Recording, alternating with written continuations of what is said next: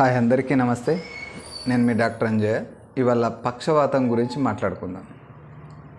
పక్షవాతం అనేది ఒక సైడు కాలు చెయ్యి పడిపోతుంది, అంటే ఇంకా పని చేయబోయి ఈ సైడ్ ప్రాబ్లం ఉంటే ఈ సైడ్ పోతుంది, రైట్ సైడ్ ప్రాబ్లం బ్రెయిన్లో ఉంటే లెఫ్ట్ సైడ్ పోతుంది.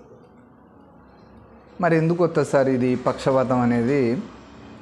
ఎందుకు వస్తుంది, ఎవరికి వస్తుంది అని అంటే, ఇది బీపీ ఎక్కువ ఉన్న వాళ్ళలో వచ్చే అవకాశం ఉంటుంది. ఎందుకంటే బ్లడ్కి సంబంధించిందే కాబట్టి ఈ ప్రాబ్లం.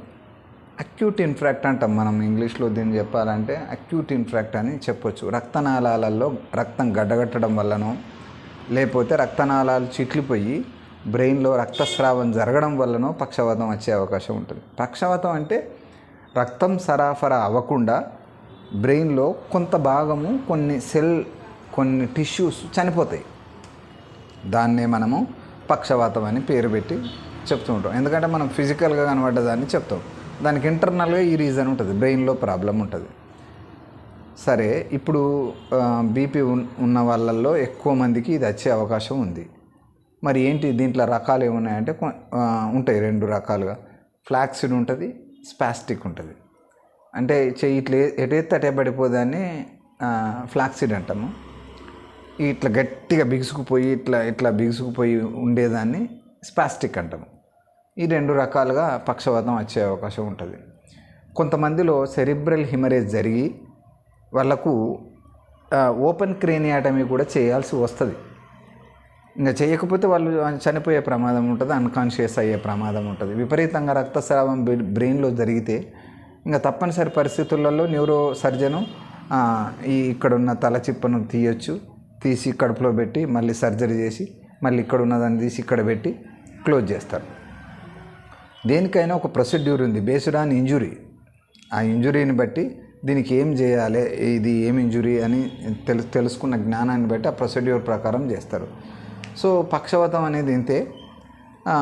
ఇది థ్రాంబోలిక్ టైపు, ఎంబోలిక్ టైపు, లేకపోతే ఇస్కెమిక్ స్ట్రోకు, అంటే కొంచెం రక్తం స్రావం అయ్యి కానట్టు. దీన్ని హెమిపెరెసిస్ కింద మనం మాట్లాడుకోవచ్చు, ప్లేజియా అని చెప్పడానికి కాదు.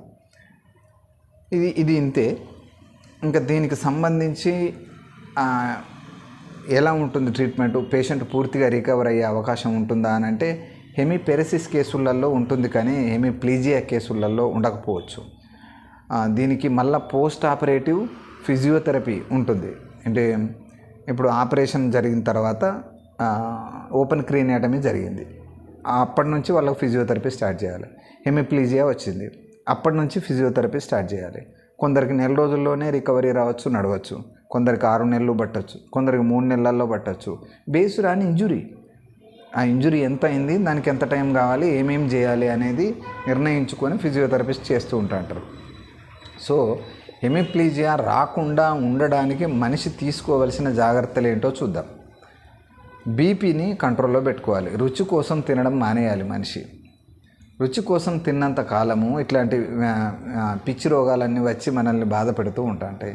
రుచి అనేది నాలుకకు మాత్రమే తెలుస్తుంది, కడుపుకు శరీరానికి అవసరం లేదు. అది అన్నెసెసరీ థింగ్.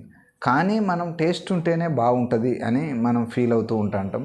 ఆ టేస్ట్ కోసమే మనం బ్రతుకుతూ ఉంటాం. అంటే విపరీతమైన సౌకర్యమైనప్పుడు మనుషులు టేస్ట్ కోసమే బతుకుతూ ఉంటారు, అదే గౌరవంగా భావిస్తారు. But it is not respect, అది వ్యాధి, అదొక రుగ్మత. టేస్ట్ కోసం తినడం అనేది ఒక రుగ్మత, మనిషికి ఉన్న రుగ్మత. ఆఫ్ కోర్స్ నేను అట్లనే అనుకుంటా.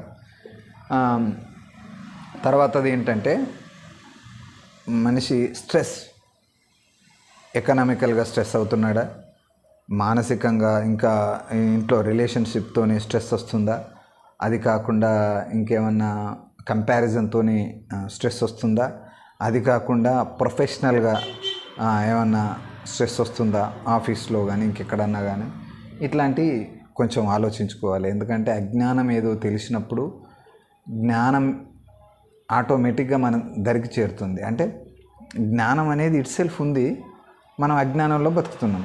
అజ్ఞానాన్ని తెలుసుకున్నప్పుడు జ్ఞానం దానికి అదే ఉంటుంది, ఇంకేం ఉండదు. దానికి జ్ఞానం కోసం ఏం చేయక్కర్లే, అజ్ఞానాన్ని వదిలించుకోవడానికి ఏమన్నా చేయాలి.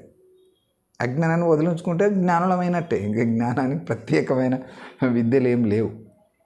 సరే, ఇది జ్ఞానం పక్క పెడదాం. హెమిప్లీజియా వచ్చే ముందు మనకేమైనా ఇండికేషన్స్ ఉంటాయా? ఏం చేయాలి? ఒకవేళ నిజంగా మనుషుల దగ్గర ఉన్నప్పుడే హెమిప్లీజియా లక్షణాలు కనిపిస్తే మనిషి ఏం చేయాలి అనేది ఒకసారి ఆలోచిద్దాం. ఫస్ట్ ఏం జరుగుతుందంటే, హెమిప్లీజియా వస్తున్నప్పుడు ఈ కనురెప్ప కొట్టుకోవడం, కళ్ళు డబుల్ విజన్ కనిపించడం, బ్లర్డ్ స్పీచ్ రావడం, చేతి మొద్దుబారిపోతున్నట్టు ఇట్లా ఏదో అవ్వడం, ఈ పైకి లేవడమో కిందికి పడడమో ఇట్లా జరుగుతూ ఉంటుంది. కొంచెం అబ్నార్మల్గా పేషెంట్ కనిపిస్తున్నాడు అని అనుకున్నప్పుడు వీలైనంత దగ్గరలో ఏ దవాఖాన ఉంటే ఆ దవాఖానకు తీసుకెళ్ళాలి. ఇంకా ఈ డాక్టరే ఆ డాక్టర్ అని చూడకుండా ఏ దవాఖాన ఉంటే ఆ దవాఖానకు తీసుకెళ్ళాలి. ఫస్ట్ తీసుకెళ్తే అక్కడ ఏ డాక్టర్ ఉన్నా సరే కొంచెం సివిఏ లక్షణాలు ఉన్నాయి అని తెలుసుకుంటే ఆ డాక్టరు ఖచ్చితంగా బ్లడ్ థిన్నర్స్ పెడతాడు. ఓకే, బ్లడ్ థిన్నర్స్ పెట్టడం వల్ల వెంటనే రక్తం పల్సగా అయిపోతుంది. రక్తం పల్సగా అయిపోవడం వల్ల చేరవలసిన చోటికి పల్సగా ఉండి రక్తం చేరుతుంది. ఆ చేరడం వల్ల ఈ అవ్వాల్సిన డ్యామేజ్ కొంచెం తగ్గుతుంది. అసలు పూర్తిగా డ్యామేజ్ కాకుండా కూడా బయటికి రావచ్చు. అంటే ఇమీడియట్గా జరగాలి. బ్రెయిన్లో సెల్స్ రక్తం లేకుండా ఎంతోసేపు బ్రతకలేవు. సో ఎంత తొందరగా వీలైతే అంత తొందరగా హాస్పిటల్కి తీసుకెళ్ళడం ఉత్తమం. ఇక అంత అయిపోయిన తర్వాత తీసుకెళ్ళిన తర్వాత ఆ డాక్టర్ ఏం చేస్తాడు? జరిగిన దానికి ట్రీట్మెంట్ ఇస్తాడు. ఇక ముందు ఏం జరగకుండా, ఇక జరిగింది ఏదైతే జరిగిందో జరగని, ఇక ముందు ఏం జరగకుండా చూసుకుంటాడు. అప్పుడు కూడా బ్లడ్ థిన్నర్స్ పెడతారు, యాంటీకోయాగులెంట్స్ పెడతారు, ఇంకేమేమి ఫర్దర్గా ప్రాబ్లమ్స్ ఉన్నాయో తెలుసుకుంటారు, వాటన్నిటి ట్రీట్మెంట్ చేస్తారు. ఆ తర్వాత ఎలాగో ఫిజియోథెరపీకి బొమ్మని చెప్తారు. ఫిజియోథెరపిస్టు చేస్తూ ఉంటాడు. తర్వాత కొన్నాళ్ళకి పేషెంట్ మళ్ళీ రికవరీ అయ్యి నడుస్తాడు. ప్రతి పేషెంట్ నడుస్తాడు, యాక్టివిటీస్ ఆఫ్ డైలీ లివింగ్ చేసుకుంటాడు. It is possible. పక్షవాతం వస్తే ఆగిపోవాల్సిన పని ఏం లేదు. ఖచ్చితంగా మంచాలనే పడిపోయి ఇంకా అల్లనే బాత్రూమ్ లాట్రూమ్ అన్నీ పోవాల్సిన పని లేదు. It will change. అది మనకు ఖచ్చితంగా జరుగుతుంది. పక్షవాతం వచ్చిన పేషెంట్ నడుస్తారు. వాళ్ళకు వాళ్ళు స్వతంత్రంగా జీవించడానికి అవకాశం 100కి 100% ఉంది. ఎక్కువగా నాకు తెలిసి ఈ పక్షవాతం పేషెంట్లు 70-80 ఏళ్ళ తర్వాత వస్తే వాళ్ళకు 4th గ్రేడ్ ఆస్టియో ఆర్థరైటిస్ ఉంటే వాళ్ళు నడవడం చాలా కష్టం అవుతుంది. వాళ్ళు ఒక్కళ్ళ మినహాయిస్తే అందరూ నడిపించచ్చు, ప్రతి ఒక్కరిని నడిపించచ్చు. అంటే ఇప్పుడు ఆర్థరైటిస్ బాగుంది, అసలు నడిస్తేనే వాళ్ళ కాలు నొప్పులు వస్తున్నాయి.